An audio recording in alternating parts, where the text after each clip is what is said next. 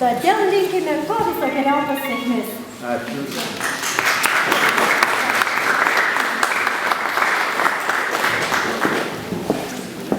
Nusprendėte padaryti, jums taip pat labai seksis, tai jūs tam labai ačiū, sveikinam.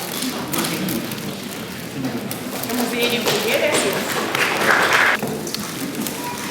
Savo pavadinti, vadovauti vaikai. Susipažino. Kokie visi planai? Priekį. Prisimena.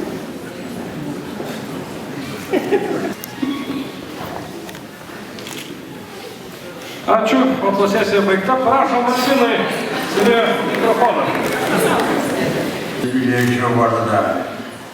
Labai esu sujaudintas, žinoma, kai sužinojau, kad esu įrašytas į Rokiškio krašto garbės piliečio sąrašą. Dėkuoju Jums ir sužinojau, kas yra iniciatoriai šito reikalo. Dėkuoju jiems, taip pat ir pasitengsiu pateisinti jų pasitikėjimą.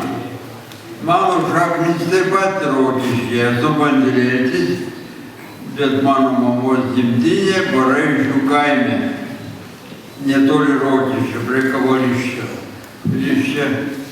Iš kaimo liko, nieko neliko, įliko tik viena mamos gimtoji sodyba. Vis važiuodamas pro šalį pasidžiaugiu, kad dar pastatai, kuris tėvas, po kurį bėgiojo mano mama, liko iki šioliai dar gyvas.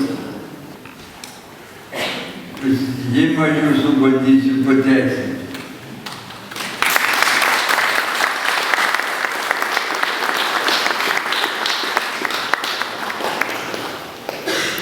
Rokiškio miesto Gausia duona, sūris ir medus. Viską mes turim su savim, bet kad tu būtum dar energingesnis, dar sveikesnis. Ir svarbiausia, pasisemtum stiprybės, mes dovanojam tau šitą gamtos eliksyrą, neimk už čia, nes iškrisi koja numuš nedaugėja. Tam, kad susitiktumėm dar žaidimo aikštelėje šiandien. Ačiū. Reiškia sveiko gyvenseną sveikoje aplinkoje. Ačiū. Gerai, ačiū. Šventės, sveiks ir tu žmogau, sulaukęs rudenį margą. Noriu pasveikinti visus kiekvienais metais. Labai džiaugiamės, kad mus įvertino. Atsiprašom už tokią aprangą, pamatysite mūsų vakarė su frakais, labai gražiai pasipuošusius, mes ką tik tai nuo scenos. Ačiū Jums labai, ateikite vakarė mūsų pasižiūrėti. Žurnalistė ir jos plunksnai, jos rankai priklauso 2 romanai, esė iš piligriminės kelionės į Indiją.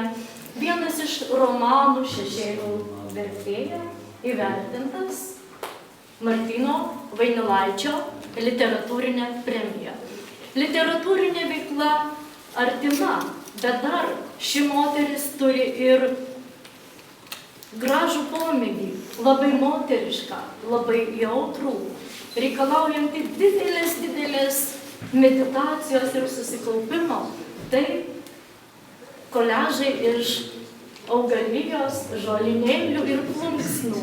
Ir vat būtent ji vienoje iš salyčių ir pristato savo kūrybą, kurios mokytoja ir yra ne kas kita, kaip gamta, jos harmonija, savo ritmu, savo spalvomis, kiekvienu metų laiku.